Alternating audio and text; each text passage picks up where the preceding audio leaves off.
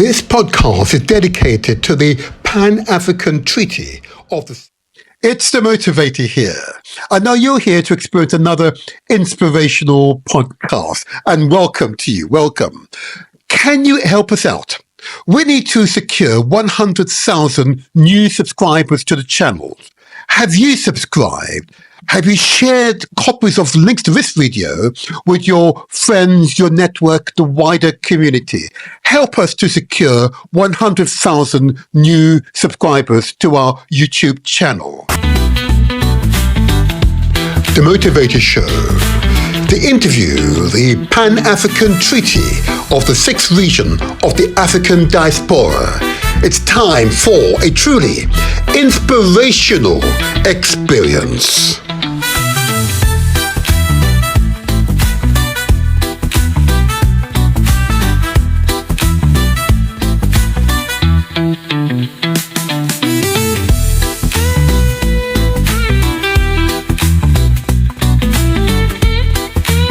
Before we get to the interview, we want to remind you of those who've contributed to the path and destiny that we have experienced.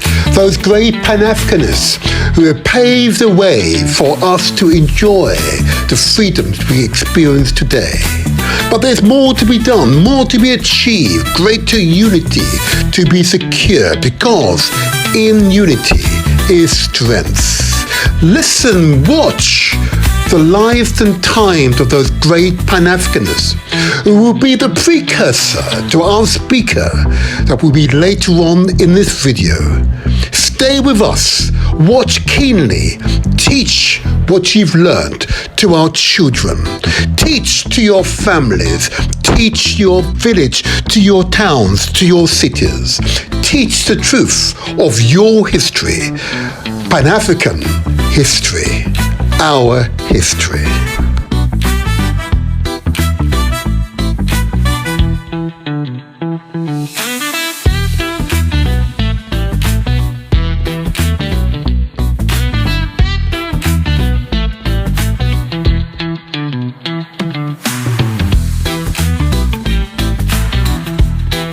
Edward Wilmot Blyden, born the 3rd of August 1831, considered the father of Pan-Africanism. As a diplomat, Blyden served as an ambassador for Liberia to Britain and France. He also travelled to the United States, where he spoke on major black churches about his work in Africa. Blyden believed that black Americans should end their suffering of racial discrimination by returning to Africa and helping to develop it for our children and our children's children. W.E.B. Du Bois, born the 23rd of February 1868. He was the first African-American to earn a PhD from Harvard University. Du Bois, in 1909, was a founder member and director of publicity and research for the National Association for the Advancement of Colored People, the NAACP.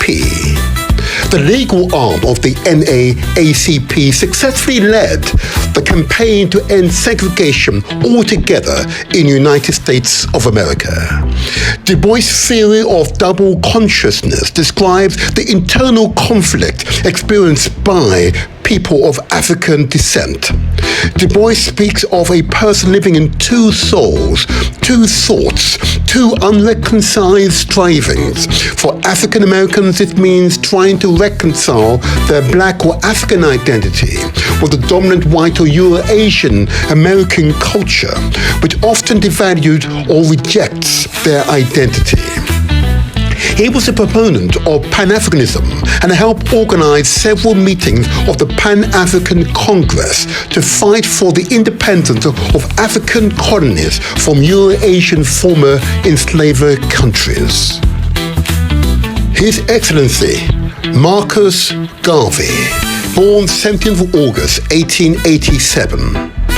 Marcus Mosiah Garvey Jr. was a Jamaican political activist and Jamaican first national hero.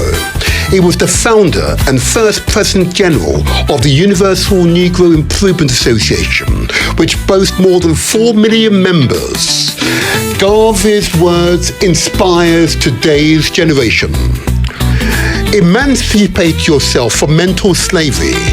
None but ourselves can free our minds.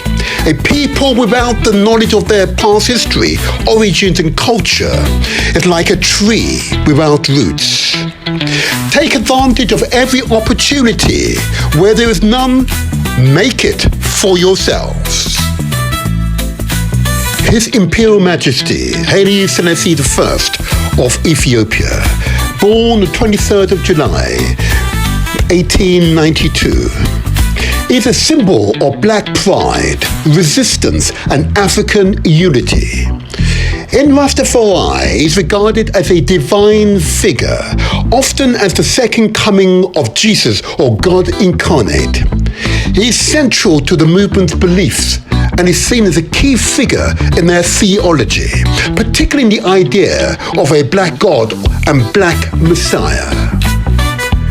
The Ethiopian World Federation, EWF, was established in 1937 by order of His Imperial Majesty Haile Selassie I, created to rally support from African diaspora, especially African Americans and African Caribbeans, for the liberation of Ethiopia and the broader Pan-African cause. He said, throughout history, it has been the inaction of those who know better, the silence of justice when it mattered most, that it made it possible for evil to triumph. Praise Jah, Rastafari. Kwame Nkrumah, born 21st of September 1909. The first African-born Prime Minister of Ghana. Kwame Nkrumah was a prominent Pan-African organizer whose radical vision and bold leadership helped lead Ghana to independence in 1957. Nkrumah served as an inspiration to Martin Luther King, who often looked to Nkrumah's leadership as an example of non-violent activism. Kwame Nkrumah said this: "Thought without practice is empty, and action without thought is blind." Sheikh Anta Diop, born the 29th of December 1923. He was a Senegalese historian, anthropologist, physicist, and politician who studied the human race, origins, and pre-colonial African culture. Diop's work is considered foundational to the theory of African centricity. He said, "Africa can and will only advance through African integration, which can be realized through the Federal United States of Africa." Praise Jah, Rastafari. Amilcar born the 12th of September 1924. Amilcar Lopez Cabral was a busy Guinea and Cape Verdean agricultural engineer, political organizer, and diplomat. He was one of Africa's foremost anti-colonial leaders. He was also a Pan-Africanist and intellectual nationalist revolutionary poet. He said, "Always bear in mind that the people are not fighting for ideas, for the things in anyone's head. They are fighting to win material benefits, to live better and in peace, to see their lives go forward, to guarantee the future of their children." Robert Sobukwe, born 5th of December 1924, the youngest of 6 children of working-class parents, Robert Mangazilo Sobukwe was an academic, a lawyer, a lyrical writer, and a persuasive orator. He helped found South Africa's Pan-Africanist Congress, PAC, and was one of the first to propose a non-racial rather than a multiracial future for the country. He says, "There is only one race, the human race." He says, We meet here today to rededicate ourselves to the cause of Africa, to establish contact beyond the grave with the great African heroes and heroines, and to reassure them that their struggle was not in vain. Praise Jah, Rastafari. Patrice Lumumba, born the 2nd of July, 1925. Patrice Lumumba was born as a Congolese politician, independence leader, and Pan-Africanist iconic leader who served as the first Prime Minister of the Democratic Republic of the Congo, then known as the Republic of the Congo. From June until September 1960, following the May 1960 election, he was the leader of the Congolese National Movement, MNC, from 1958 until his assassination in 1961 by Western powers proxies. Ideologically an African nationalist and Pan-Africanist, he played a significant role in the transformation of the Congo into an independent republic. He said, "The day will come when history will speak. Africa will write its own history of glory and dignity." Frantz Fanon, born the 20th of July, 1925. As well as being an intellectual, Fanon was a political radical and Pan-Africanist, concerned with the psychopathology of colonization and the human, social, and cultural consequences of decolonization. Fanon's main thesis is that colonialism and racism corrupt the psyche of both blacks and white, albeit in different ways. The blacks enslaved by imposed inferiority, and the whites enslaved by assumed superiority, alike behave in accordance with a neurotic orientation. He says, "I am black, not because of a curse, but because my skin has been able to capture all the cosmic matter. I am truly a drop of sun under the earth." Audrey Queen Mother Moore, born the 27th of July, 1898. She was, for most of the 1950s and 60s, the best-known advocate of African American reparations. Operating out of Harlem and her organization, the Universal Association of Ethiopian Women, Moore actively promoted reparations from 1950s until her death. She says, "It's past due. The United States will never be able to pay us all they owe us. They don't have the money, but they'll owe it." She went on to say, "Civil rights law just for us is proof that we are not free. How could we be fooled to think we had a share in this democracy when foreigners come here? They are made citizens by choice. Citizenship was imposed upon us. We never had a choice. We never had a voice. The passage of the 14th Amendment took away the right. So you better ask your watchman, what's the hour of the night?" Nkosazana Zuma, born on the 27th of January, 1949. She's sometimes referred to by her initials NNZ. She is a South African politician, medical doctor, and former anti-apartheid activist, a long-standing member of the African National Congress, ANC. She currently serves as a Chancellor of the University of Limpopo. She says, "A winner is a dreamer that never gives up." She went on to say, "There's no such thing as a powerless people. There are only those who have not seen and have not used their power and will. It would seem a miraculous feat, but it is possible for the undervalued to help create a beautiful era in human history. New vision should come from those who suffer most and who love life the most." Praise Jah. The Motivator Show, the interview, the Pan-African Treaty of the Sixth Region of the African Diaspora. It's time for a truly inspirational experience. Now in all its grace, good morning, sir. How are you? Greetings. Good morning. Good morning. Greetings. Oh, good. Now, this is African time. Usually African time's are way ahead of time, but it's all right. It is good. Remember, we're the first originators of time, literacy and science and philosophy. Let's be clear about that. So we've got a standard to maintain. So I'm going to go right into this interview because we've got little time and there's a lot to get through.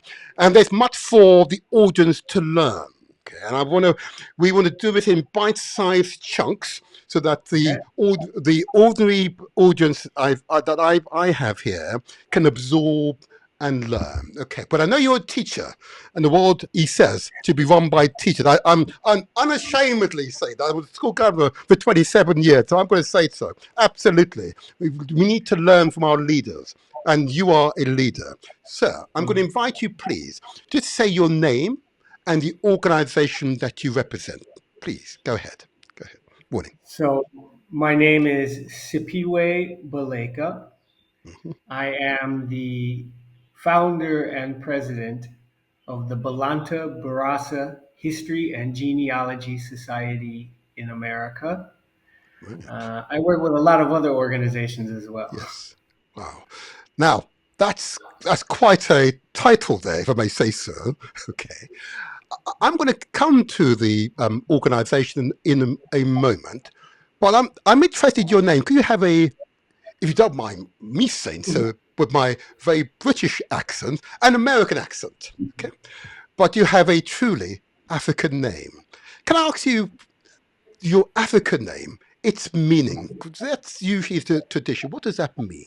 Your name? Yes. So, Sipiwe Ka Baleka is the name that was given to me by a council of elders, Oh. Zulu and Hosa elders in Azania, which we call South Africa.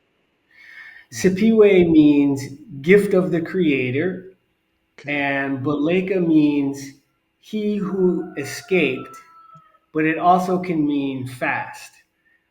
For example, I was a world-class swimmer, so Oh, okay. yeah, so it kind of fits.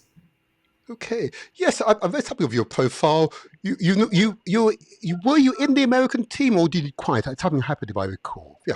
Okay. No, I had aspirations to become the first black swimmer on the U.S. Olympic swimming team. Wow.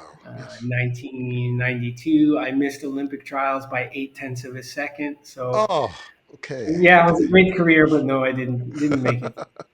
But don't you worry. It has therefore put you on an alternate course, which has led you to this moment, this time. And Absolutely. I know the creator has a design, and you most certainly having read your profile, it is truly impressive. And maybe another time we could go through your profile. But I'm also interested in the fact that you've used the term here, Balanta Barossa History and Genealogy Society in America. Just for my understanding, and I had to look this up, folks. I had to look this up. Okay, the Balanta. What does that mean? Is it a place? Is it a thing, or is it a people? Just so I'm clear. Go ahead. So Balanta refers to a people Mm-hmm. who currently their homeland is in the Republic of Guinea-Bissau. Okay. The Balanta people have been here since maybe the 10th century, but they had actually originated in the Nile Valley and had migrated through, you know, centuries from the Mm-hmm. Nile Valley to Guinea-Bissau, which is West Africa. It's just below Senegal and Gambia. Yes. Okay. Yeah. And what's your connection with the Balanta people? So my great grandfather Okay. um, All right. lived in the village of Nunche Uh-huh. here in Guinea-Bissau, and he was captured as a boy, about 8 years old. He was captured and trafficked as a prisoner of war across the Atlantic, where he was enslaved in Charleston, South Carolina. And Wow. Okay. Wow.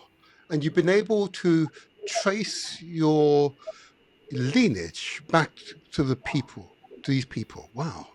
Isn't that yes, fantastic? it, How's it changed your life in doing so? Because I can see the pleasure, the happiness, the wholesomeness as you are exuding here today. How's it you changed your know, life? Hmm. DNA testing is a miracle. Yeah. And so what it does is it enabled me and all the Afro descendants Hmm. in the West Hmm. to um, cure themselves of Yes. ethnocide, Indeed. right? Those of us whose ancestors were enslaved in the Americas, Mm. we lost our ethnic and ancestral identities Indeed. for Yes. 6, 7, 8 or more generations. So by this DNA testing miracle, to be able to recover that, to finally, after all these, hundreds of years and generations, answer the question. I know who I come from and where I come from in Africa. Um, how do you articulate regaining that? That's right. It's profound. It is Um, profound. Yes. and Yes. it's part of a journey, a healing journey, a process that isn't always easy or rose colored, No. but that sense of knowing and belonging and Absolutely. restoring that connection to your ancestors. The Yes. ancestors, they're real, they're with us, Yes. they Yes. exist in the universe, Yes. Yes. and we literally are them. We have their blood, their breath, their DNA. So to restore that connection, um, anyone that values family, to be reconnected to thousands of generations and Yes. ancestors Yes. is where I hear you. I hear you. I hear you. I've been on a similar journey myself that I mentioned previously, and been able to undergo exactly the same process.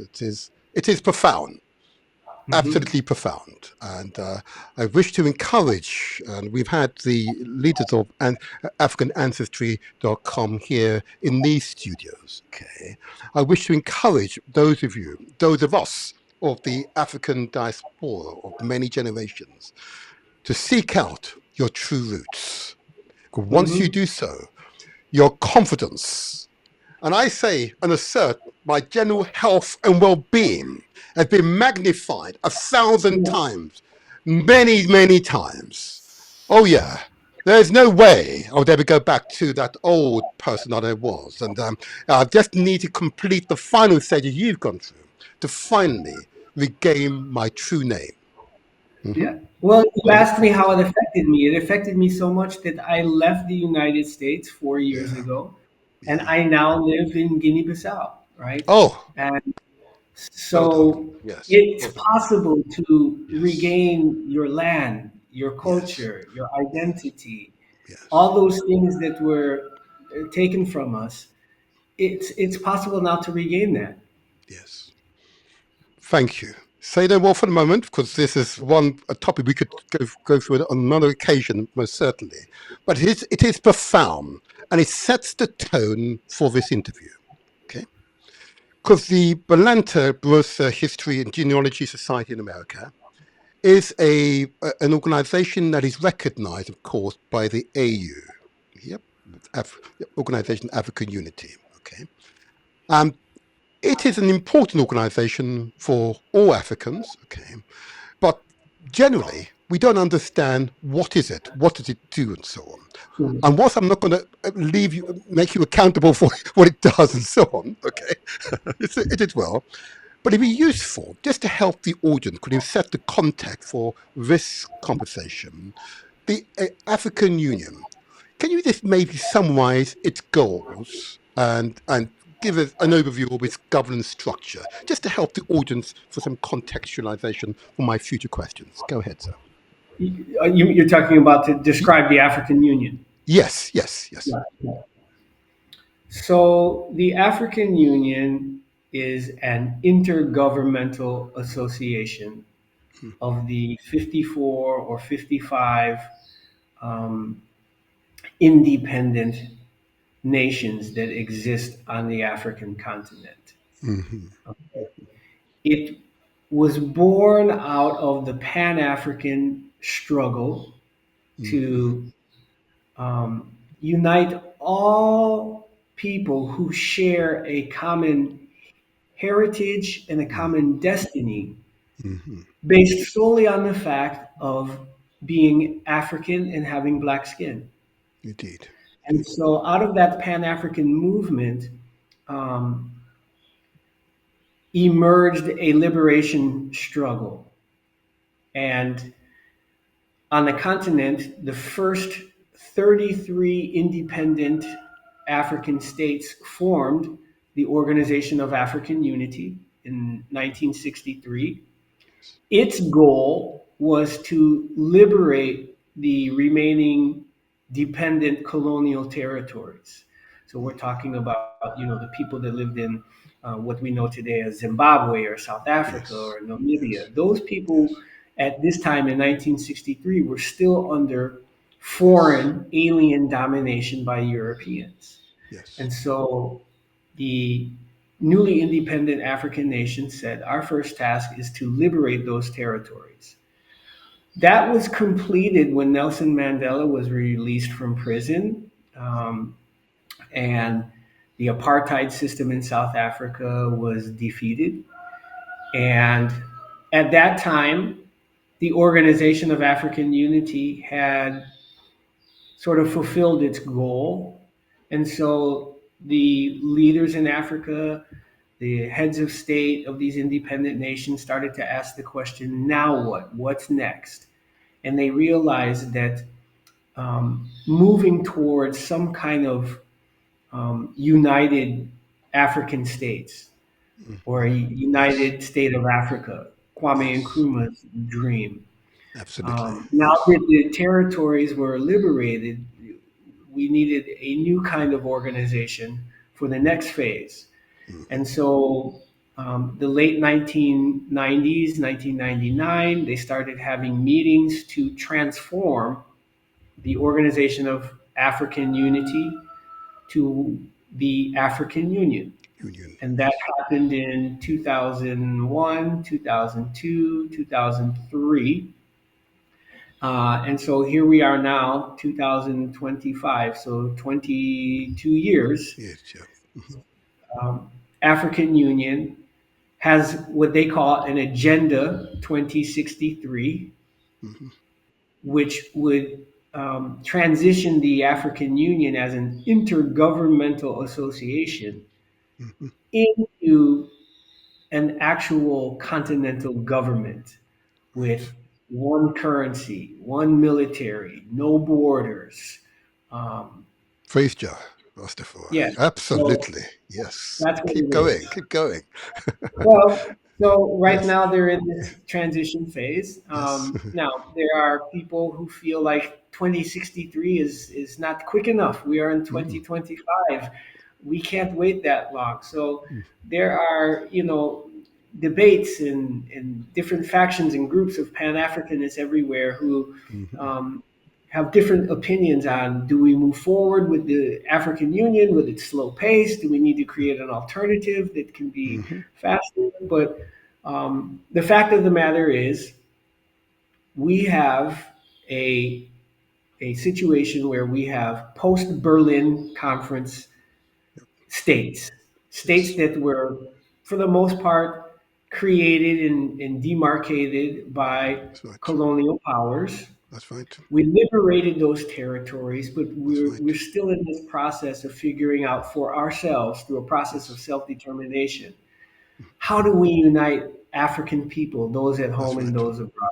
That's right. And so my organization, the Balanta Brasa History and Genealogy Society in America, Mm-hmm. is an organization that is whose members are from what we call the African diaspora. Mm-hmm. And as such, the African Union considers us a part of the African Union through what it calls its six regions. The Can I, African before you Union. get to that point, forgive me for Mhm. interrupting. I don't get to. I'm going to get to the sixth region. Can I just ask you, just quickly in a minute, just describe the governance structure of the African Union? Give an overview of the governance structure, and how does the Economic and Social and Cultural Council fit into that governance structure, which we'll get Sure. onto. Yeah. So the highest body or the highest organ of the AU is the General Assembly, which Okay. consists of the heads of states of each of these, what is it, 54, 55 nations. That's the highest. Now, um, their agenda is finalized by the Executive Council, which Okay. consists of the foreign ministers of these African states. Below that is the Permanent Representatives Committee. That is what handles the work and the power. Okay. So then you have what's called the African Union Commission, right, which handles the day to day work. And then you have various structures like the Pan African Parliament, you have the Peace and Security Council, and you have the Economic, Social, and Cultural Council, which um, is exactly what its name says. It Yes. concerns Okay. itself with the economic, social, and cultural concerns of Mhm. African people, those at home and those abroad. Right. And that's, Okay. we call it ECOSOC. It's an ECOSOC. advisory Yes. organ. Yes. Yeah. Yeah. Go ahead. And it's an advisory body. Apparently, I understand it's based in Lusaka in Zambia. Is that right? I believe. Correct. Brilliant, brilliant. Okay. So the Economic and Social and Cultural Council is specifically the council I think we're going to focus on for today's interview, because its role will be quite important. Okay. And I wanted you just to elaborate on its purpose, which you have. So I want the audience to understand its critical role in my follow-up questions. Okay, and I want to encourage those who are precocious and inquiring types to get on to your search engines and inquire. Okay, because we need to raise consciousness if we are to create change. Okay, so this is where we now come into this. So last Hmm. year, I understand that the Economic and Social and Cultural Council abandoned the six regions election process. Okay. Now, before explaining what happened in that election process, I just want you to just further make clear what is meant by the sixth region, and then go on to the abandoned election process of last year. So let's just talk about the sixth region first of all. Okay. Okay. Mhm. So again, in this transition from the Mhm. Organization of African Unity, the OAU, to Yes. what we have now today, the African Union, during that transition, um, the architects and the leaders said that African people living outside the continent, what we Mhm. refer to as the African diaspora, Yes. must be included as, as full members, as full participants in the African Union. This is not just Wow. about the African people living on the continent. We recognize our diaspora. And Mhm. so they need to fully participate in the African Union. So in 2003, the African Union amended its constitution with the Article 3Q Amendment that Yes. invited and encouraged the African diaspora as full to fully participate in Wow. building the African Union. Now, it just so happens I was at that meeting when that um, constitutional amendment was approved. In fact, I was the only member of the African diaspora that was there. So, in a Oh. way, I became, yes, this is Oh. why I'm Okay. doing this work even today. So, in a way, I'm sort of the grandfather of this Sixth Region initiative. And so, because the African Union consists of five regions in Africa: North, South, East, West, and Central, they created the sixth region as the home of all of the 250 million plus members of the African diaspora. So whether you're Wow. living in Brussels or Lisbon or Washington or Detroit or Chicago or um, um, uh, Honduras or Panama or Costa Rica, or even the Middle East or Yes. somewhere in Yes. Asia, anywhere Yes. outside the African continent, you're part of the African Union Sixth Region, which means full participation means we are supposed to have our representatives in all the African Union structures. Wow. Now, Yeah. um, so in 2004, the first structure that was sort of mandated to include the diaspora was this Economic, Social, and Cultural Council. Okay. And when they approved their statutes Hmm. on how the Economic, Social, and Cultural Council, what its purpose was, how Yes. it's going Yes. to run, all those things. Article 5, Section 3 said African diaspora create modalities for an election process and elect your 20 representatives to sit on the Economic, Social, and Cultural Council. It has 150 seats. 20 of them were reserved for the African diaspora. Forgive me for interrupting. So, just to make it clear then, so the change in this resolution, can you just repeat the year in which it happened? It sounds as if there's a period of time that elapsed before the process started. Would I be right in making that intervention? Yes, the Article 3Q amendment to Mhm. include the diaspora in Yeah. the African Union, that was 2003. You did say that. Yes, Why has it 2003. taken so long? I don't want to hold you accountable for the performance. Okay, right. I don't want to hold you accountable. Just get a hint. In terms of thinking. It's clearly, for many of us, revolutionary. And finally, but 2003 is an awful long time. Is it our fault, our collective fault, as being part of that diaspora, it not simply taking the mantle, running with it, or was there some intermediary steps that have yet to be fulfilled in terms of resources, a secretariat maybe? Just give us a hint of what might have been happening, and you're not accruing blame, just some rationale. 'Cause I know that's what the audience will look at. Well, it's 2003 is a long time. What's happening? Instead, you're not being held accountable, but just give us some rationale for it. A rationale. Well, I would answer Okay. your question to say no. It's certainly not. It is certainly not due to lack of effort and understanding on the part of the African diaspora. Okay. Um, from the very beginning, and I can speak about this because I was a part of it. I signed the MOU with the Okay. African Union to create the Sixth Region Education Campaign, travel Hmm. throughout the Western Hemisphere, and create that elections process. So from the very beginning, we have been making good faith, serious attempts to fulfill the mandate Okay. and elect our representatives. Right. I can't speak for the African Union. No. No. Um, No. why Okay. after 20 years of professing to want to include the diaspora Hmm. formally in its Hmm. structures, Hmm. why it has taken 19, 20 years Hmm. to, to Longer. do that.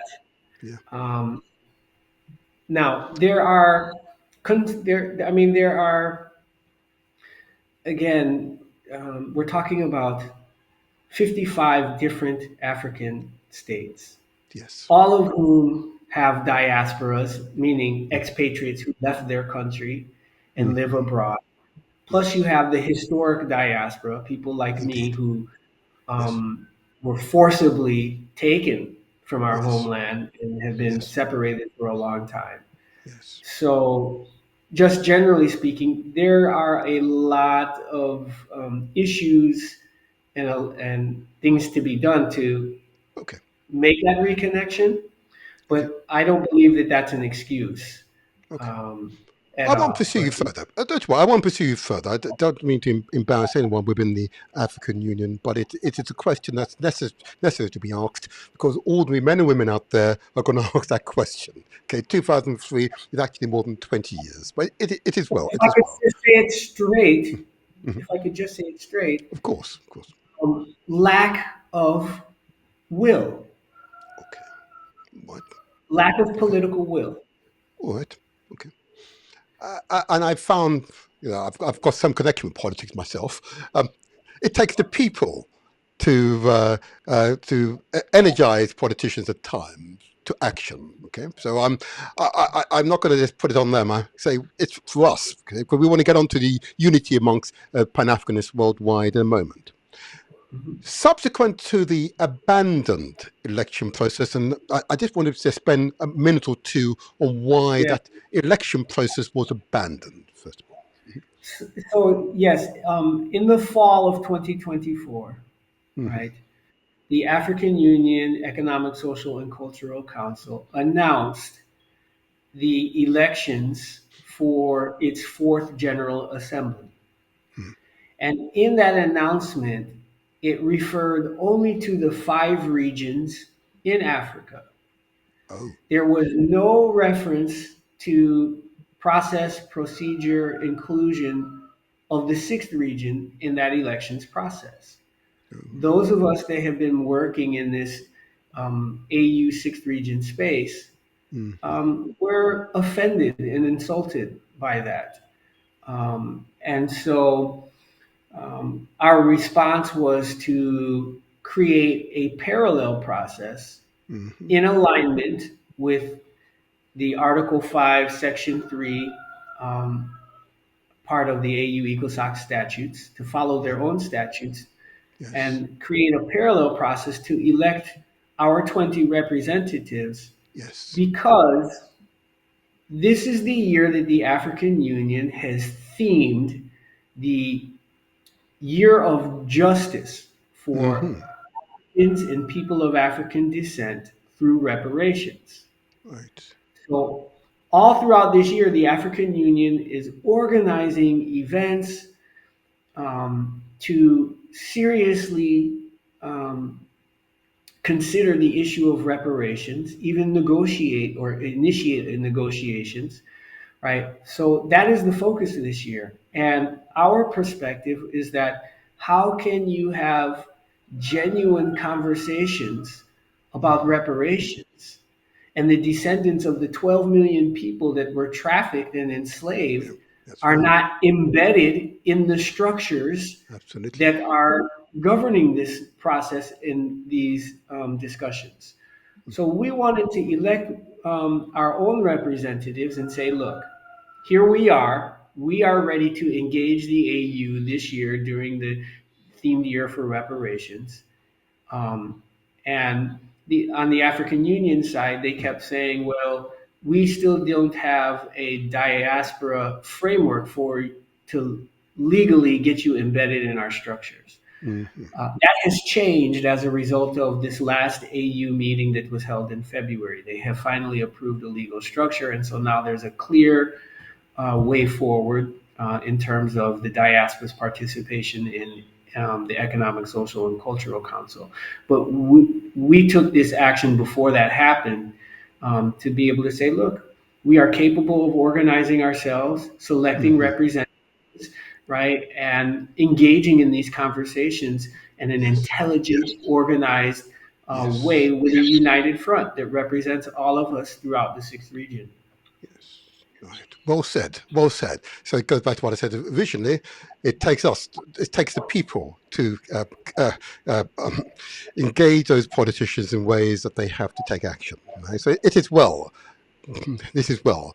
Uh, But the revised process uh, that they've put forward, again, I'm not asking for the finer details. I just want you just to indicate the revised. Is it any different from what you devised? And if there is difference, what are the fundamental differences between the process you devised and what they've now put in place for us, as it were? Okay. Hmm. So Originally, when we first started this work in 2000, right after 2004, right, Hmm. it signed an MO. Originally, when we had started this work, our vision was to travel throughout the diaspora with an education campaign. We would go to the 100 cities with the largest African diaspora population, Black people, right? Hmm. We would Hmm. go to these cities, explain to them the invitation to be a part of the African Union, right? Give them all the information, create a Hmm. council of elders that would sort of supervise the elections. Hmm. And in each of these cities, in each of these regions, um, we would have open nominations. The candidates would come, present themselves, explain why they feel they would be a good representative, right? And then there would be popular elections Okay. for each region. So I should say that the sixth region is divided into 9 subregions. Okay. So Right. So yes. you have the subregion of the Caribbean, you have the subregion United States, you have the subregion Canada, you have the subregion Central America, you have the subregion South America, you have the subregion Brazil. There's so many Afro descendants in Brazil that it's a subregion all unto itself, um, apart from South America. And a part of that is Hmm. also because of the language. They speak Portuguese. The rest of South Yes. America is speaking, Spanish. you know, Spanish mostly. Then you have the subregion Europe. You have the Mhm. subregion Asia Oceania, and you Yes. have the subregion Middle East. Yes. So each of those subregions were allocated a certain number of seats or representatives based primarily on population size, um, and also their level of sort of Pan African involvement. So, for example, in the United States, there would be 4 representatives. And so, Black people in the United States, the various civil society organizations that became part of these town hall meetings would eventually, right, have an election to choose their 4 representatives. The Hmm. Caribbean region would go through the same process, choose their 3 representatives. Brazil would go. So it was supposed to be an open public process, Right. right, to do that. Now, AU ECOSOCC has now announced that, contrary to the Article 5, Section 3 mandate for the diaspora to organize themselves, they have now stepped in and said, we are creating the process. We don't have all the details of that yet, but what we do know is um, that civil society organizations that meet eligibility criteria, some of which is you have to at least 3 years old, uh, more 51% of the board of directors have to be people of African descent. Hmm. There's criteria about where you receive your funding, all of these Okay. things. All right. Right. Right. Um, these civil society organizations, right, nominate someone to represent them. They submit these applications to the elections committee in AU ECOSOC. They will evaluate whether they meet the eligibility criteria or not. And if they do, then they will be included in an electoral college. If I may, And just this before you continue, forgive me for interrupting, just so I'm clear, I'm trying to determine what was different from the process you set up from the process that is set up now by the ECOSOC. Is there a fundamental difference, and what are those Yes, fundamental differences between the the process? Let's fundamental focus on difference that, if I may. Yeah. the Mhm. fundamental difference is, according to what we were told in the March 15th town hall meeting hosted by ECOSOC, Yeah. that um, only the electoral college will vote for the 20 representatives. Okay. Oh, sorry. The Say that again. Say that again. The Electoral College being the representatives from the various sub-regions. They're the only ones that can vote. Is that what you're saying? Yes. And remember, it's the AU ECOSOC committee themselves which are Oh. determining, right, which one of these organizations is eligible and or not based on these applications that get submitted. So the fundamental difference is Mhm. AU ECOSOC is selecting who gets to vote, whereas our original process is anyone in the diaspora can vote. That's pretty fundamental, if I may. That's pretty fundamental. You should have said that up front, if I may say so. That's pretty fundamental. Uh, if I may, it's just to understand, and again, I'm trying not to embarrass anyone, either you or others in the AU or ECOSOC, if I can avoid that. But it has to be asked, and it will be asked by ordinary men and women, ordinary Africans in the diaspora. What is the legal standing to allow them to do so if the Sixth Region are supposed to organise themselves? What gives this organisation the right to determine who is who that will sit and represent the Sixth Region, in this case in ECOSOC, being the first of these agencies? What gives them the legal right? Where is it written that gives them that legal right? I just want to make sure I've understood it first of all, then I can move forward. So that, oh, is Well, there a legal right, or are you questioning it yourself? well, let's remember, this is why I keep emphasizing the AU is an intergovernmental association. It's Okay. not a government, okay? It's a private club that Yeah. makes its own rules and regulations. It has a constitution, bylaws, things like that. It's a private club. So they can determine how they want to function and operate.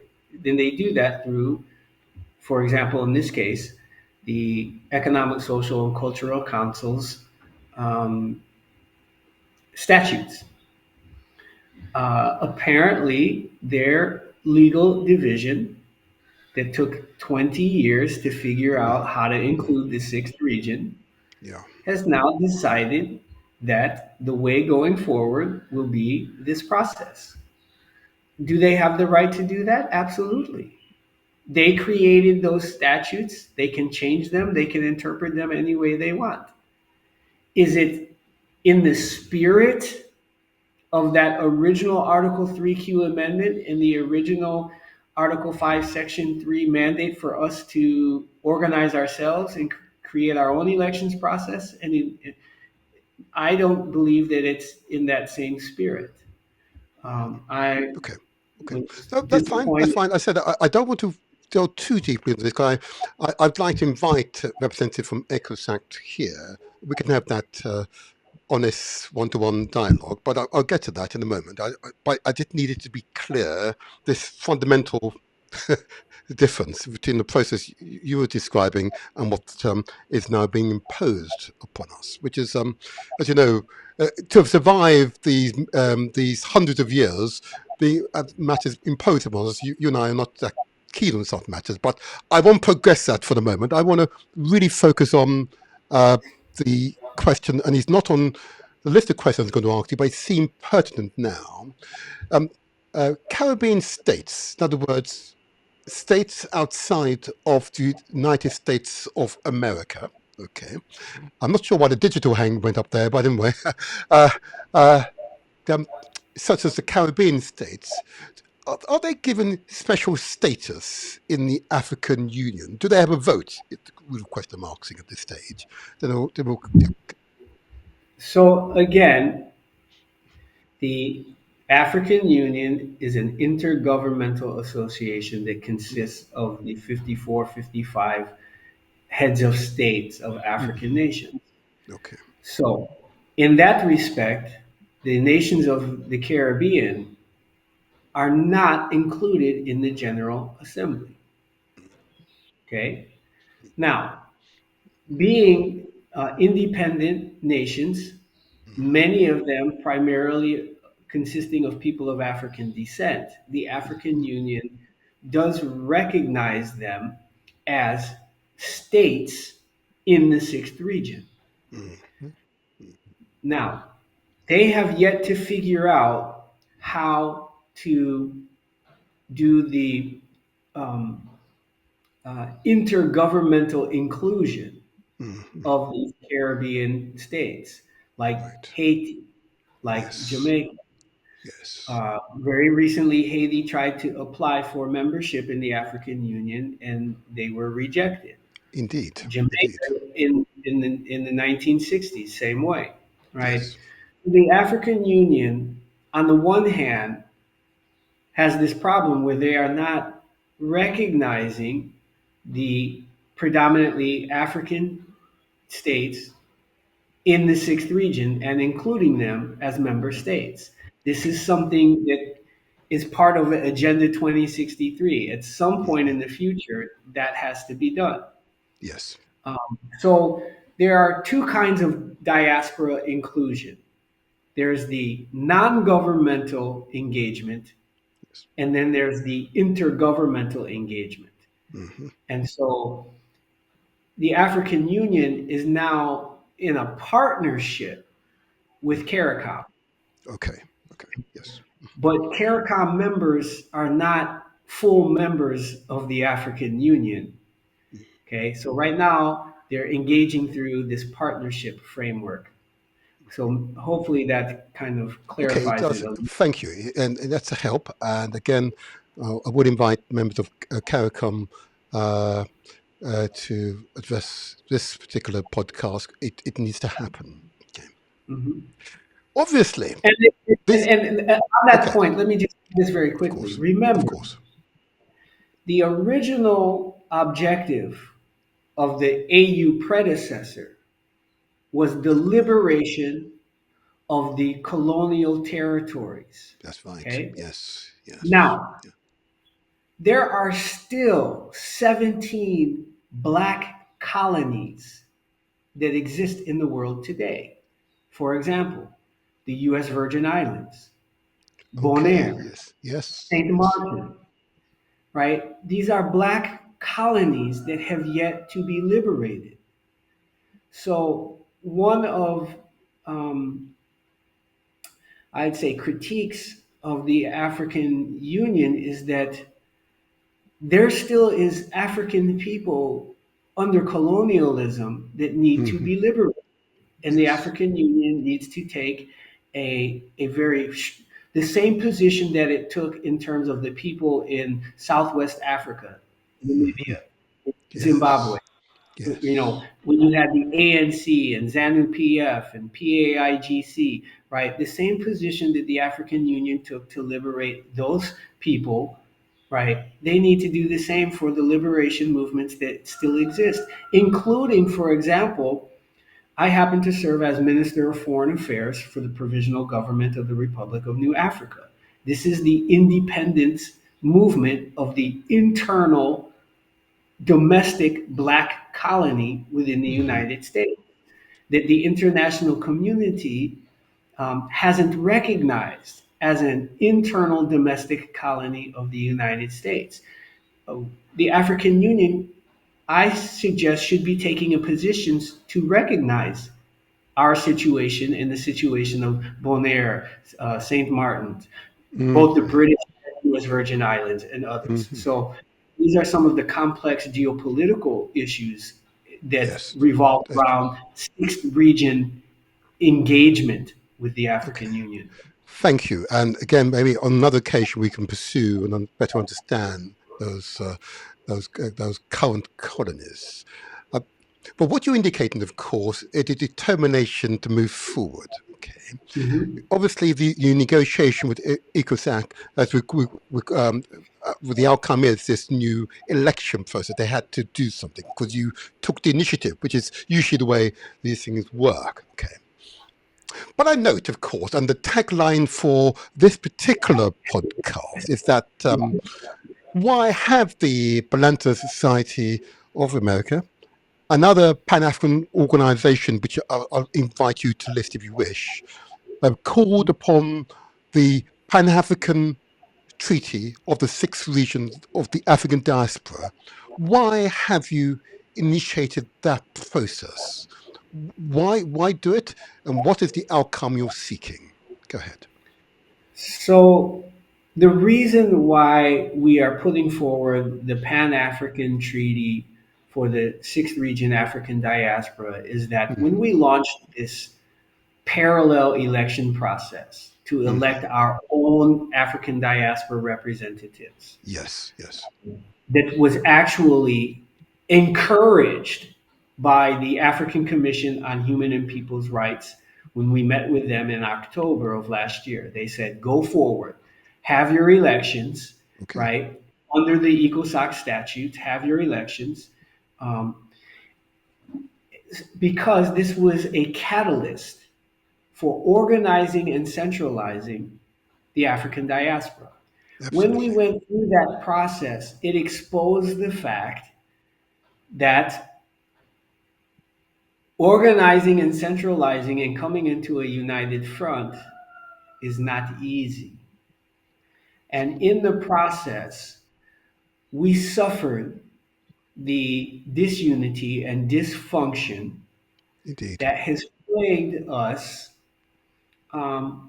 ever since um, we were taken from our homelands and Indeed. enslaved in the West. So there are divisions. There are different organizations. They have different interests. You know, we have one great interest, but we have different means, tactics, different interests, whether they be regional, whether they be economic, whatever they are. So Understood. there are Yes. all these internal divisions in the sixth region.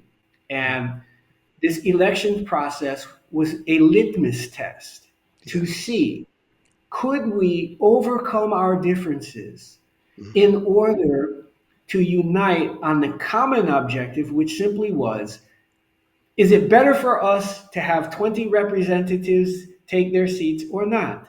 Yes. The whatever arguments we have along the way about the process, who those represent, all of that, let's just go through a process and get 20 representatives, and we can work out finer details after that. And the process was going smooth. Many organizations that were competing with each other, maybe even quarreling with each other, were coming into the process. That's right. And then it unraveled for very specific reasons. It unraveled, and as a result, we realized that if we didn't articulate some principles of unification and bind us through some kind of treaty that would Yes. facilitate and create a united front when it comes to the unification of the African diaspora and being able to speak with one voice. The failure of the elections process and then the resulting really nasty sabotage and disunity that was displayed by some unscrupulous elements, right, that were involved, we realized no, we needed to get a treaty that could kind of govern all of the people claiming to represent the sixth region. Well, if I may, and we started a little late, so I'm going to, with your permission, let's go on a little longer for our interview because you're at this really important aspect of our dialogue. If I may, the term treaty typically is between nations. Why refer to it as being a treaty? The question I was challenged by, I'm sure you were as well. Get this clarified why the term treaty is appropriate on this occasion, first of all. So actually, that would be a brilliant question for the principal drafter of the treaty, Okay, which was right. Yes. Her Excellency Vice President uh, Keturah Emoaka Yes. of the Yes. State of the African Diaspora. Okay. All Now, right. SOAD is engaging the AU on the intergovernmental level, because Okay. SOAD is a new kind of state. Okay, a new kind of state exists because of the technology. It's not just any one geographical location. It's multi-territorial. Mm-hmm. Um, so I think maybe the use of the word treaty, right, was influenced by the fact that one of the drafters Okay. would engage that way. But if we just look at if we bring it down to where the goats can get it, the common sense understanding of the average person, Okay. a Yes. treaty is just an agreement Absolutely. between different independent entities. Hmm. Okay. So I think the Understood. word is Okay. Okay. Understood. Don't worry. It's fine. I just need to ask the question because it's out there, and I need to just sort of understand the logic. Maybe we can. and let me, very Okay. quickly, Yeah.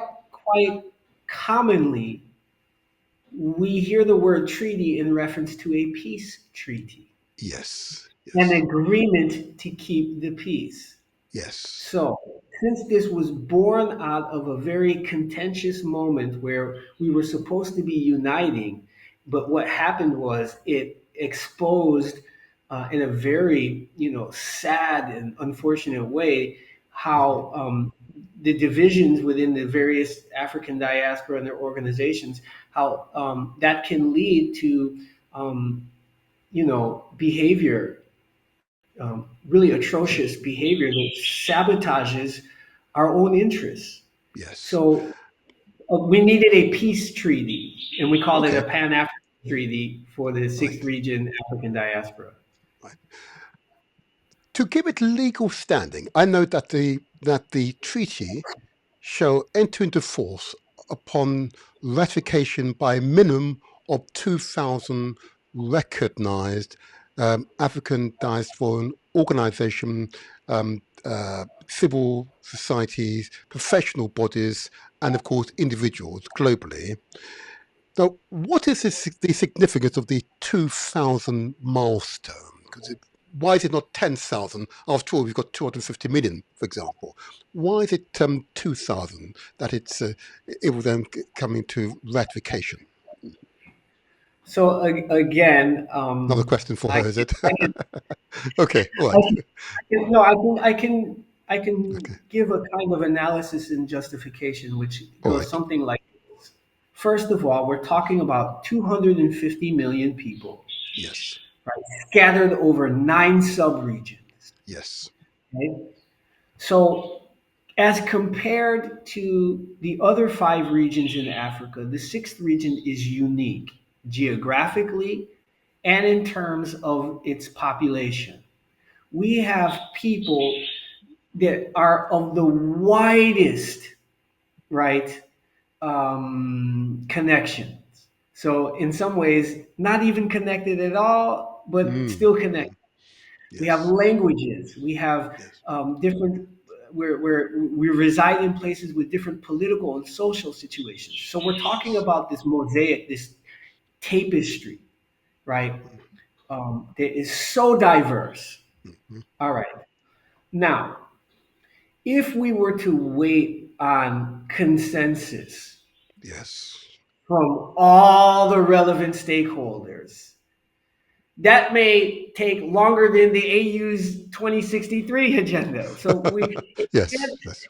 it can't be a number that is so large and so broadly representative that it's impracticable.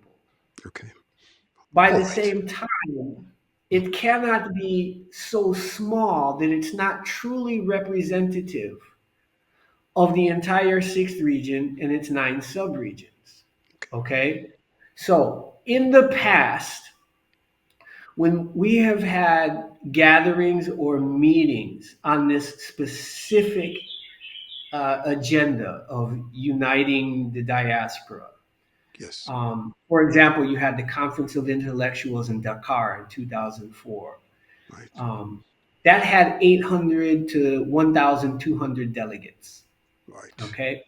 I think the largest Pan African Congress that was held had no more than that same number, 1,200 delegates or something like that. Okay. So we wanted a number that we could truly defend as truly representative of the diaspora.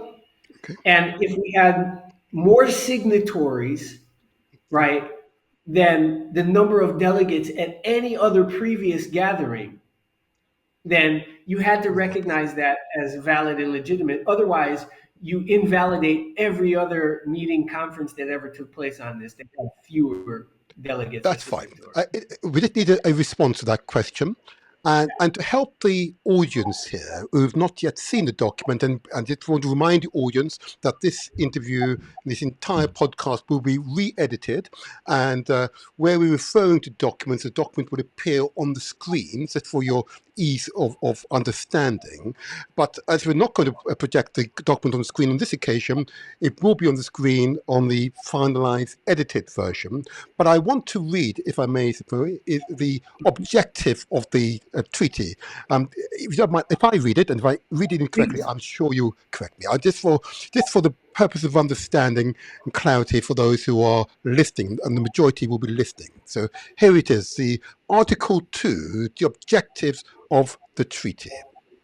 And to be clear, this is the treaty of the Pan-African Treaty of the Sixth Region of the African Diaspora. I just want to emphasize that, so avoid any misunderstanding. And I will put a link to the treaty in the comments section of this podcast, okay? We'll link to it. But there we go. Article 2, the objectives. I know you've got it there, Sabrina. Let me read it out for the benefit of this dialogue. Section 1. The signatories parties recognize and affirm the shared vision of fostering unity, cooperation, and collective progress amongst all organizations and individuals representing the African diaspora. 2. To provide the capacity for the African diaspora to speak with one voice in world affairs. 3. To uphold and maintain collective unity of purpose and collective action as the Sixth Region of the African Union. 4. Support to ensure the full integration of the African diaspora in the Sixth Region of the African Union, AU. 5. Promote African-centric education, history, and cultural preservation in both Africa and the diaspora. 6. Promote and support programs geared toward decolonization of education systems. 7. African language revival to support learning and usage of African languages in diaspora communities. Wow, fantastic, huh? 8. To support an established framework ensuring the full, fair, and transparent participation of the African diaspora in ECOSOCC elections every 4 years. And 9, uphold the principles of democracy, representation, and legitimacy in African Union affairs. I can't argue with that. And organizations that I'm directly linked with, I'm sure will have absolutely no problem with that whatsoever. Okay. Is that fair? Yes, and as you were reading that, a few things came to mind, Okay. which was one, for all these 19, 20 years of the African Union professing to include the diaspora in its sixth region, we have felt marginalized. Yeah. We have felt excluded, not fully respected. In spite of all of these laudable pronouncements to include us, we have felt marginalized. And so part of this, the motivation behind this treaty was for us in the diaspora to build ourselves into a united front, so that we would no longer be marginalized within the African Union. Absolutely. We say, look, we now represent the 250 million people in the diaspora, and Yes. you have to take that seriously. Yes. The other thing that came to mind was that, again, for those 19 or 20 years, we have always had well meaning groups stand up and say, we represent the Sixth Region. Mm. The problem with that is that we had several groups do this, Yes. okay? Yes. And all using similar names. African Union this, AU Sixth Region that, High Council this, and so what happened was all these different groups stood up and said, we represent the Sixth Region. We are the governing body of the Sixth Region. But those groups usually consisted of just a handful of intellectuals. They were not supported by the masses of our people Indeed. on the ground. People don't even Indeed. know the organization exists.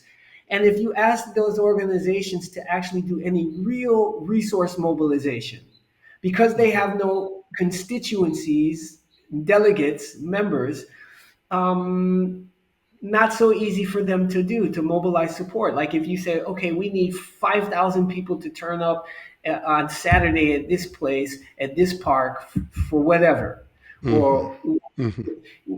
that capacity wasn't necessarily there. Yeah. So from the perspective of the AU, with all these different groups claiming to represent the Sixth Region with these names, it created a problem for the AU because who do they Yeah. really Talk turn to. to? That's right. Who can they Yes. trust to Mm-hmm. actually not claim to represent the Sixth Region, but actually and can align and help the AU with various mobilizations? So the intention here is to respect all of those organizations, all of the Mm. work that they have put in, Yes. and say, all right, let's everyone doing this work, let's come together and under this treaty, in this united front, pull together all of our think tank, our members, our resources, use this as a way to promote the AU Sixth Region and get individuals and more people right Mm-hmm. into this network to make Yes. it a true representation. Now, Yes. this might be a challenge because if these groups feel proprietary over the Sixth Region, right, then they're going to feel like they're losing their position or whatever. And I'm here to say, no, this is how you gain greater status and leverage within the AU. They will respect us more. Absolutely. Absolutely. Well said. Well said. I say it, and you may have heard in my early deliberations, in unity is strength. Yeah. We need to translate these great words into action. Yeah. In Yes. unity is strength. Now, we're almost to a close, but you have embarked on what is a grandiose but incredibly important exercise. Please summarize for us, the diaspora who are hungry for your success, the timeline when you want the Pan-African Treaty of the Sixth Region, the African Diaspora, be this process to be recognized and completed. What's your timeline? So the treaty is going to be made available for signature, right, um, by next week. Okay. Good, I worked on it good. this morning. We'll be able Is there a to date? Can you give us a date, please? Give us a date, because by we the like a date here. by the end of April, right? It will be Okay, out there. right, Okay. all right. And so the way this works is we will put out information about the Okay. treaty and what it is. Mm-hmm. When I say we, the various organizations that have been a part of putting this together, it's not one Mm-hmm. organization. It's not Mm-hmm. Sipiwe. I didn't even write the treaty. Okay, so it's Okay. not Sipiwe's thing. Let's make that clear. It's a collaborative process by lots of key stakeholders. Can I It will can start. I ask you just pause there? Forgive me, because it's a really, really, really important point.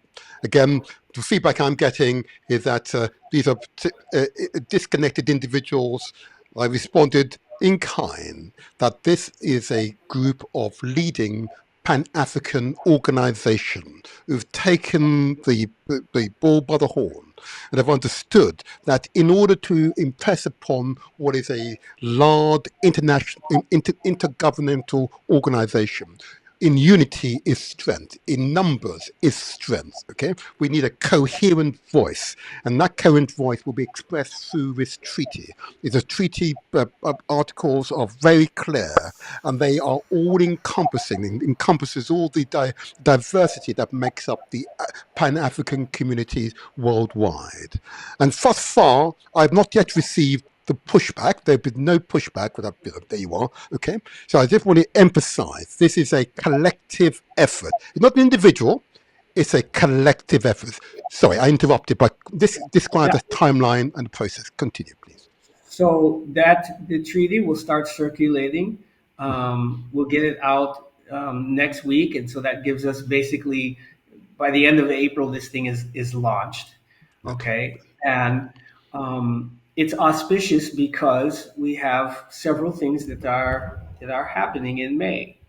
In the beginning of May, the African Commission on Human and People's Rights, in partnership with AU ECOSOCC, is Yes. hosting a roundtable as part of the theme of the year, reparations. And they have asked us to the diaspora, to send representatives and put our reparations proposals on the table. Absolutely. Okay, Absolutely. so Yes. we have groups that are writing reports based on, for example, those people that have returned to the continent. What is their condition in these countries? Do they have citizenship? What's working? What's not working? What do we need? So citizenship is high on the priority. There are proposals for providing for free DNA testing for any Afro descendant anywhere in the world, right, who Wow. wants to return from ethnocide. There are Okay. proposals on the table for multilateral, multinational decade of return programs. For example, here in Guinea-Bissau, we have a decade of return program where people who have taken a DNA test and are of Guinean origin, there's a proposal that the government of Guinea-Bissau, the Vatican, the government of Portugal, the government of Spain, the government of the United States, and the government of Colombia, where there are 470 people with the last name Balanta, right? Oh, okay. Right, to have projects where these multinational, as part of reparations, since they are responsible for the trafficking, the separating from the continent, they should be responsible for financing their return, Absolutely. even if it's Yes. just a return for 1 week or 2 weeks to be reintroduced to your country. So there are all of these concrete proposals that we're saying by the end of this year, we should have some tangible something, Okay. both from the African side. We're saying, Okay. okay, the reparations that we need comprehensive citizenship. We need all Yes. these African nations to recognize our right of return. Absolutely. How, as an African nation, can you go out to the guilty colonial European nations and say you have a moral and a legal responsibility, right, Absolutely. to provide reparations? And they turn around and say, but you haven't even provided reparations to your own people. You're supposed to give citizenship to those people that lost it, and you haven't done that, right? So um, the Understood. timeline is saying Yeah. we want, let me bring it back to your point. Thank you. We want to reach that number of 2,000 so that the treaty is ratified and goes into effect. The treaty calls for a committee to be formed that would be formed by all of the people who sign and ratify the treaty, Right. that would then have the what constituted delegated responsibility for how is the United Front going to engage in these international arenas Hmm. and have qualified representation to put our proposals on the table and negotiate them. We want to have that coming out of this May period. So there's going to be this roundtable at the African Commission on Human and People's Rights. Then there's going to be a symposium on May 25th at a university in the Vatican, where we will be meeting the Vatican scholars and saying, look, we're done with reminding you of the history. You know that they're in Yes. your archives. Here are the proposals, pilot projects that the Vatican and in partnership with all of your Occidental war contract holders, France, the Netherlands, Spain, Portugal, the British colonies, all of your contract holders, right? Here are pilot programs that Hmm. are not focused specifically on just cutting a check and giving individuals money. No, No, they're focused on real repair work. that's right. Now, if the diaspora has a ratified treaty, a Hmm. united front where we're no Yes, longer competing with each other, that's right. right? We're working together to present these demands. This is the In unity is start of the strength. Yes, it's Go the ahead. start of the second decade of international decade of people of African descent. It's the beginning of this decade of return, sponsored by the African Union. It's a turning point in the reparations movement. Brilliant, brilliant, brilliant. We're almost at the close now, and I'm getting messages, of course. There are many who want to reach out to you, and that's typical, as you know. Uh, uh, Tell me, how best, if those who want to reach out to you, how best you want to do it? Is there a website or email address? Or take note of it now, and it'll be on the screen, folks. But it's a re-edited version of this podcast will be on the screen. But can you give us a either website or email address that we appropriate for you? So, so the email address is Mhm. Pan African Treaty African Diaspora minus the last A because we ran out of room. So it's Okay, Pan African Treaty African Diaspora at gmail.com. It is a okay, dedicated account that doesn't belong to any one organization or group. It's just a okay. dedicated communications channel for people interested in the treaty.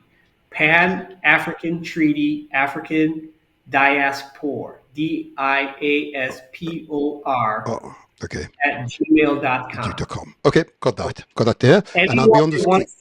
Go ahead, go. wants to get the actual copy of the treaty to be signed, Hmm. right, through an e-signature, Adobe e-sign. So it'll be legal. It will be, Yep. timestamped and IP address authenticated, all of that. Yes. You have to request the official treaty copy.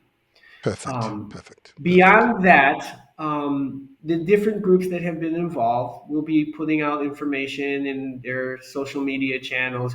We don't, there's no dedicated web page Okay. because, again, this is not an organization or an institution, right, that currently exists. This is a Hmm. coalition, right, of civil society organizations, community based organizations, individual stakeholders. It's a coalition that doesn't belong to any one particular, right?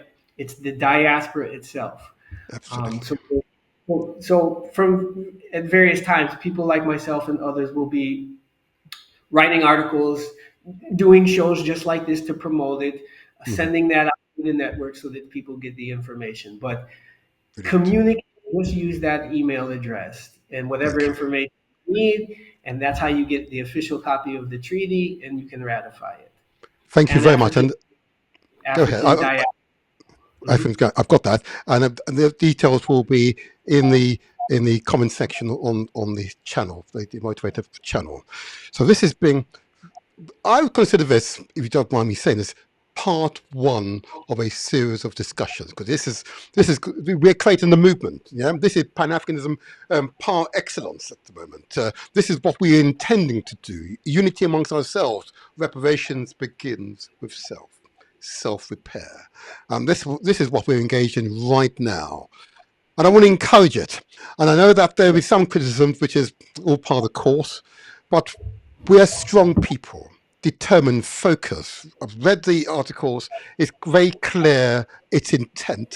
It is unarguably Pan-African is in its intention, to which very few, if any, Pan-African organization would wish to contradict publicly.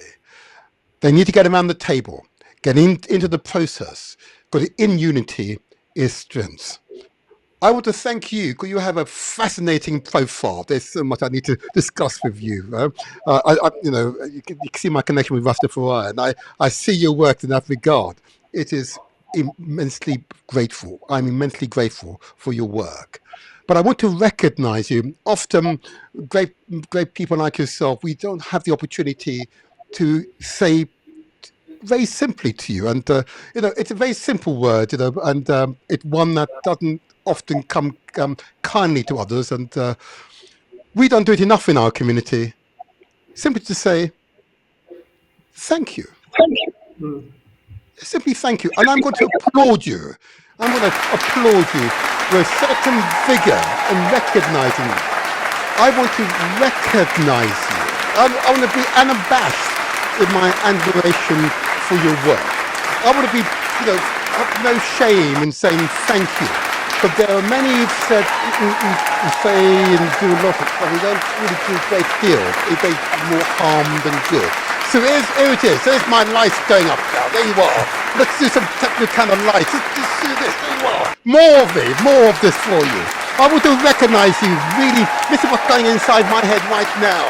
There you are. The ticker tape. This is it. I want to put you on the map and understand that those who are working with you, those organizations, we want to express on behalf of the African diaspora, more than 250 million of us are out there. Thank you. Thank you. And long may your path be long and profitable, and may the ancestors look over you always. And I say unto you, as you can expect, praise Jah and Rastafari. Bless Hashem. Thank you. Good day to you. Until the next time, I remain the motivator. Thank you, sir. Thank you. Well, wasn't that something, eh? Wasn't that something? Wasn't that something? And that simply goes to show the progress is underway here across the globe. Get involved in the process. If you're a person of African descent, get involved in this process, okay? You are not alone. You are not alone. I say again, you are not alone. There are many like-minded, conscious people out there, yeah, who are not necessarily Africans, but understand the importance of African unity to global world affairs. This is for you, children, and for you, our grandchildren and children's children. This is for you. So those of my age group, let's get involved. Let's get involved. We do this for the children, not for ourselves, not for ourselves and personal financial or personal aggrandizement. We do this for the children. It is the children who must benefit from our legacy. It is critical that if you are a conscious human being, particularly of African descent, that you rally around and support the Treaty for Unity. Support the treaty to enact unity, enshrine unity amongst the African diaspora, which is right across the Caribbean, the Americas, here in Europe, and indeed in Asia, Australasia. Okay? Be unashamed, but be proud of who you are. Yeah? Be proud of who you are. Don't let any other negative propaganda suggest otherwise to you. Okay. Be proud of who you are. Behind me, you can see the city of Lagos. Yeah, deliberately. Want to be centered there in Africa. Okay, absolutely. See, children, there's many buildings there, many job opportunities there. You can create job opportunities there in Africa and in Burkina Faso, yeah, Rwanda, yeah, Addis Ababa, yeah. We can create those buildings for ourselves. The future is what we make of it. The future is what we make of it. And you're not alone. You saw the exercise class earlier on. These are Africans from right across the place and other peoples come right across the place who've decided that their health is indeed their highest wealth. And it's easier to maintain good health and well-being if we do it together. because in unity is strength. So thank you, each one of you, for supporting this podcast. And if you haven't subscribed to my channel, please subscribe. It just simply helps us out and ensure that the YouTube algorithm will recommend this channel to other people. I understand there are hundreds of millions of people, possibly more than billions of people on YouTube. Oh, I know a good proportion of this would find this information useful. So if you subscribe, or at least leave a comment or give us a thumbs up, it's very nice as well. Give us a thumbs up, at the very least a thumbs up, okay? And the machine will then recommend this particular podcast to hundreds of millions of people out there. Please give us support. Okay, I think that is a wrap. I think that's a wrap. But I hope you found this experience rewarding. Give us feedback. We welcome your feedback, and I see some feedback in the commentary, and thank you for those comments. Thank you for that. Okay. But what I would really appreciate, I see the thumbs up, I really appreciate it. And if you haven't recommended this channel to your family, to your friends, to your network, please recommend it to them. Encourage them. It's free to subscribe, okay? And what it does, it enables us to be able to continue this content sincerely and without interference with others. Okay, so there you are. I'm going to close now. So, until the next strong, I remain the motivator. The motivator here. If you enjoyed that content, watch the next video focused on the screen. And don't forget to subscribe and give us the like.